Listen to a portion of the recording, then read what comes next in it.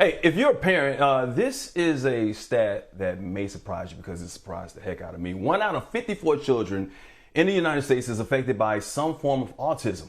According to the CDC, Black and Hispanic children are often diagnosed and evaluated later than white children. And since April is National Autism Awareness Month, let's learn more about this. Joining us to talk about it is a contributing author of the new text, The Causes of Autism, a man known as America's psychologist, Dr. Jeff Gardere. You may also recognize him from Lauren Lake's Paternity Court and, of course, The Real Housewives of Atlanta, where he takes care of all that madness, which I'm now a part of. Dr. Gardere, thanks for joining us on BNC. Get them together, Doc.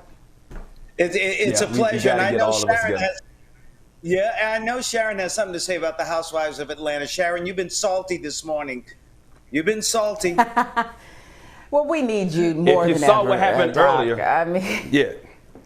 Doc, Sharon I mean, you remember that you. one scene where, stop. I mean, Nene walked out. There's kind of something like that happened here. So, you know, maybe we need to put you on retainer because we have some things to work through this morning. We really do. I saw Mike earlier doing his thing. Yes, Hold him I did. accountable. Mm-hmm. Yeah, and you know, that's part of my therapy, knowing when to walk away. That's part of my therapy right there. But let's talk about autism. This is a really serious situation. Yes. I had no idea 1 in 54 kids with some sort of autism. But here's the thing: so many aspects to it. So what's it mean to be in the autism spectrum? Break it down for us. What we're looking at are children who are having a complex developmental condition that involves like persistent changes in social interactions. They have some issues with speech and nonverbal communication. And sometimes we see they have restricted or repetitive behaviors. But the thing is, we talk about a spectrum because they can be very low on the spectrum, not functioning as well as we would like them to, or very high on the spectrum. And we know some very famous people in industry who've done very well because in some ways we talk about their having a unique way of learning, a unique way of behaving, but in many ways they can certainly, with the right types of guidance, function well, if not better than others. And so you're very deliberate in calling it a unique way of learning. But as you said, when there's such wide-ranging things that we see associated with autism, how do we know? How do you know if your child is even on the spectrum, and how is it diagnosed? Well, it's very important that you find the right professionals, psychologists, physicians, and so on, who can look at what's happening with the child.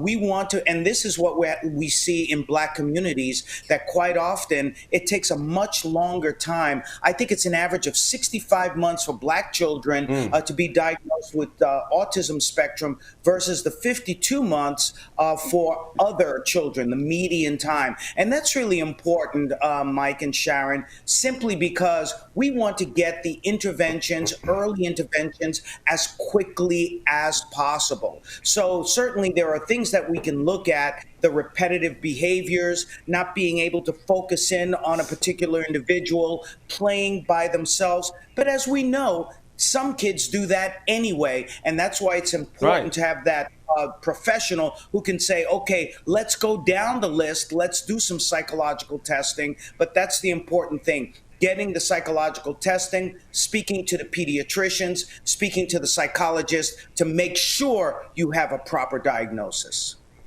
Yeah, and I want to talk about that because, like you said, that the Black and Hispanic children diagnosed much later. Is that more onus on the parents noticing those types of things, or is that on the medical centers and the medical situation we have in the country? Yeah, I think much of what's going on is when we're looking in poorer areas, we see that the professionals are not there, the specialists are not there. Secondly, a lot of these parents tend to have Medicaid who are in some of the lowest socioeconomic rungs, and therefore Medicaid may not cover the very specialized services that we would like for them to get. Wealthier parents have a lot more resources, and then we tend to see that Black children tend to be misdiagnosed. Instead, they may be, instead of having the autism spectrum diagnosis. They may be diagnosed as having some sort of a learning disability, or maybe even oppositional defiant disorder. And a lot of that, as we know, has to do with implicit bias, which is plaguing America right now, and very explicit bias we see in, with, insurrections and all those sorts of things. But again, it's more about that implicit bias where the professionals just, they tend to have that block in not seeing children equally. And look, I want to word this correctly, because back in the day, and we're just going to keep it real right now, a lot of times in the black community, it was ignored or sometimes just not accepted. When you saw somebody who had autism or some form of autism, we just kind of gave it, hey, you know what, they're touched a little slow. They would say things like that. With education, are we becoming better now and making sure that we understand what is going on with our kids? We're accepting it and trying to get the proper diagnosis so that we can treat it properly. Yeah, there certainly was a stigma where we would see children on the autism spectrum thinking there's something wrong with them, but there's absolutely nothing wrong with them. They can be a little bit different. They can learn in a different way. They can behave in a different way. Some of them behave as everybody else does. That's why we call it the spectrum. But we have to stop seeing our children on the autism spectrum as being less than. I like to say they are not only the equal to all children, but they have a superpower. And that superpower is how they see life different and how they process in a different way. And therefore, we have to help them control that power so that they can reach their full potential. Well, Dr. Jeff, I mean, you're just a valuable resource, and, this is about education and getting the message out so that we can all exist together and help our kids too. So I want to thank you for starting your day with us. We got about 30 seconds. You're such a resource. Like I said, while I have you here, dealing with an unprofessional colleague, let's say somebody who walked off the job 2 times in about a month, how do the rest of us cope with that? Can you offer any tips on that? We have to love him for the person that he is, because when he walks off, just like Nene did, it just means that there's something that he really wanted to say, and sometimes silence speaks volumes. Yeah, so just wrap our arms around him and just help him. Mouth. We're out of time. Help me out, we're please. Out of time, Dr. Jeff. But you'll come back, won't you? You'll come back. Absolutely. Because as I said, I think we need Thank you. We need you. By the way, with that kind of knowledge, you can get it.